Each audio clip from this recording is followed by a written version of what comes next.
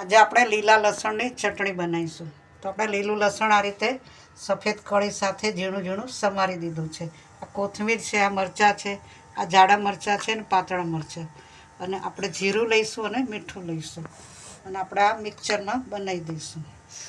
આ બધું જ આપણે મિક્સરમાં ભેગું કરી અને ગ્રાઇન્ડ કરવાનું છે. આવા જાડા મરચાંનો ટેસ્ટ સારો આવતો હોય છે એટલે આપણે એમાં નાખીશું. અને કોથમીર. લીલું લસણ છે તે આયુર્વેદિક દૃષ્ટિએ ખૂબ જ ફાયદાકારક છે.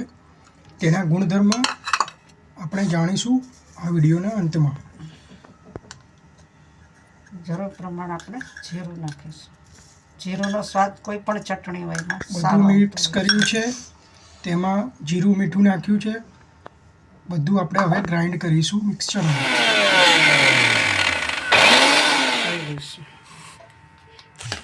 તો આપણી ગ્રીન લસણની ચટણી થઈ ગઈ છે. લીલા લસણની ચટણી તૈયાર છે. હવે લીલા લસણના ફાયદા વિશે આપણે વધુ માહિતી મેળવીશું. તો લીલા લસણમાં વિટામિન સી છે, એન્ટીઓક્સિડન્ટથી ભરપૂર છે, જેથી શરીરમાં ચેપ લાગતો નથી અને શરદી ખાંસીથી આપણને બચાવે છે. આ રીતે રોગપ્રતિકારક શક્તિમાં વધારો કરે છે. હૃદય માટે પણ ખૂબ જ ફાયદાકારક છે. તે લોહીનું પ્રવાહ સારું કરે છે, કોલેસ્ટ્રોલને ઘટાડવામાં મદદ કરે છે. પાચન શક્તિ માટે પણ ખૂબ જ ફાયદાકારક છે.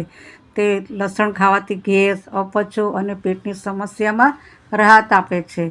બ્લડ શુગરને પણ કંટ્રોલ કરે છે, જેથી ડાયાબિટીસના દર્દીઓ માટે ખૂબ જ ફાયદાકારક છે અને શરીરને ડિટોક્સ કરે છે. લીલું લસણ ઝેરી તત્વોને શરીરમાંથી બહાર કાઢે છે.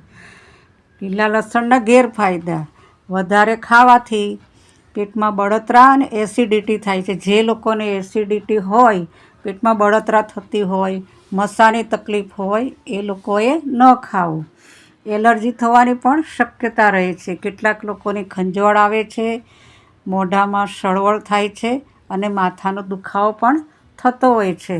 લો બ્લડ પ્રેશરવાળાએ સાવધાન રહેવું કે લીલું લસણ બ્લડ પ્રેશરને ઘટાડે છે, એટલે એ લોકોએ ધ્યાન રાખીને ખાવું. ગર્ભવતી મહિલાઓએ પણ ધ્યાન રાખીને ખાવું. તે લોકોએ વધારે ખાવું નહીં.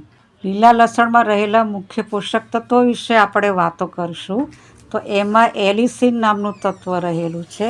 તેના કારણે લીલા લસણમાં સૌથી શક્તિશાળી તત્વ રહેલું છે. જો તમને અમારી રેસીપી ગમી હોય તો અમારી channel the Bhavsar Kitchen and આયુર્વેદાને સબસ્ક્રાઈબ કરો, અમારા વિડીયોને લાઈક કરો, કોમેન્ટ કરો અને શેર કરો. Thank you.